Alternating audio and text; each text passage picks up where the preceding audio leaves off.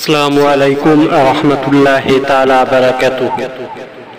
আজকে আমরা শুনব আমাদের বিশ্বনবী হযরত মুহাম্মদ সাল্লাল্লাহু আলাইহি সাল্লাম কি কি খেতে ভালোবাসতেন, তার বিস্তারিত আলোচনা করবেন মাওলানা আব্দুল্লাহিল মারুফ সাহেব।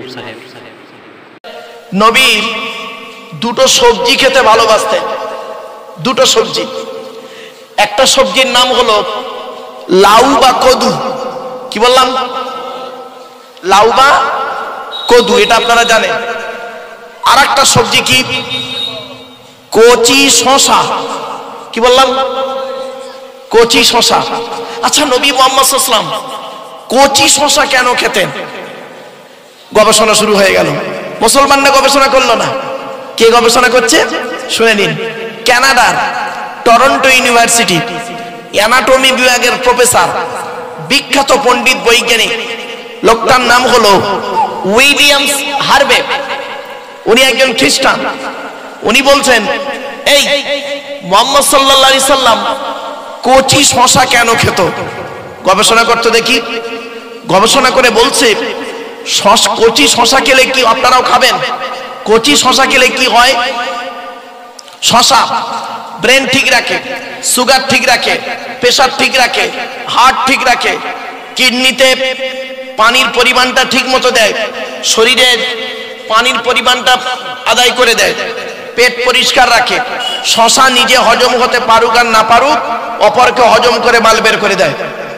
তাহলে ১৫০০ বছর আগে আমার নবী যে খাবারটা খেয়েছেন, সেই খাবারকে নিয়ে অমুসলমানরা গবেষণা করছে। ঠিক না বেঠিক? এবার আসছি নবী কিভাবে খেতেন। আরো নবীর প্রিয় খাবার শুনুন, আপনারা খাবেন। কিসমিস। বুঝতে পারছেন ভাষা আমার? যাদের হাঁটুর যন্ত্রণা হয়, এই খাবারটা খাবেন, দেখবেন কয়েকদিনের মধ্যে আপনার হাঁটুর যন্ত্রণা চলে যাবে। খেয়ে দেখবেন।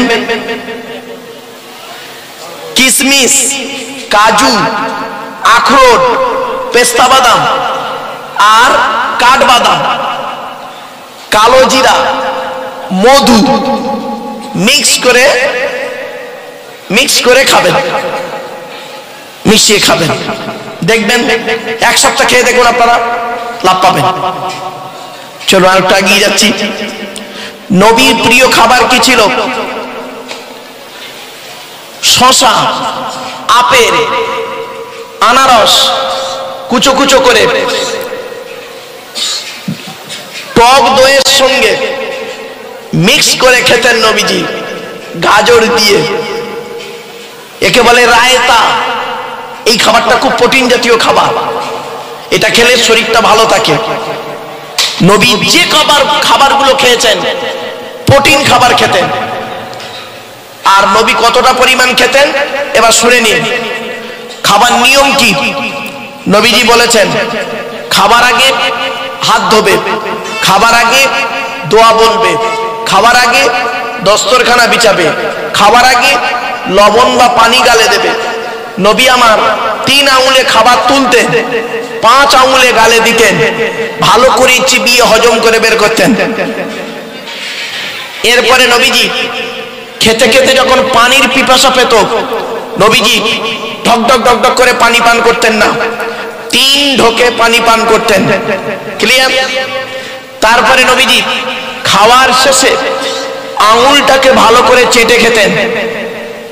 আপনারা তো সব করেন না। আঙুলটাকে চাটতেন নবীজি।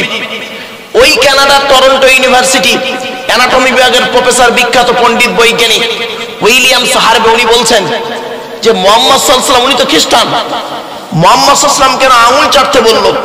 উনি গবেষণা করে বলছেন, মানুষ যখন আঙুল চাটে, মানুষের মুখের মধ্যে একটা লালা আছে, ওই লালাটা যত বেরোবে হজমের তত উপকার হবে। ১৫০০ বছর আগে আমার নবীর সুন্নতটা আজকে একটা অমুসলমান গবেষণা করে বের করলো, আর মুসলমানরা এই সুন্নতটা আঙুল চাটলো না। ঠিক না বেঠিক? এরা আবার বলে আমরা নবীর ভক্ত। এরপরে নবীজি বলেছেন, যে প্লেটে খাবেন, এই বাবারা ভালো করে শুনে নিন, আজকে যে প্লেটে খাবেন, প্লেটটাকে ভালো করে চেটে খাবেন। আল্লাহর নবীর স্ত্রী আম্মা জান আয়েশা বলছেন, 1000টা প্লেট যদি আমার সামনে দেওয়া হতো, আল্লাহর নবী যে প্লেটে খেয়েছেন ওই প্লেটটাকে আমি আগেই বুঝতে পারতাম। নবীর প্লেটটা অত্যন্ত পরিষ্কার থাকতো। জোরে বলেন সুবহানাল্লাহ। শুনে রেখে দিন, আল্লাহর নবী বলেছেন আখিরি জামানায় যদি কোনো ব্যক্তি আমার একটা সুন্নত যদি সে আদায় করে, আমল করে, সেই সুন্নতের ওসিলায় সে জান্নাতে চলে যাবে। অন্তত আপনাদের হাতে ধরে পায়ে ধরে বলে যাচ্ছি, অন্তত একটা সুন্নত আপনি আদায় করুন, একটা সুন্নত। সবগুলো যদি পারেন তো আলহামদুলিল্লাহ। আপনাদেরকে অনুরোধ করছি। আর মা বোনেরা এখানে বক্তব্য শুনছে কি? এই মায়েরা বোনেরা,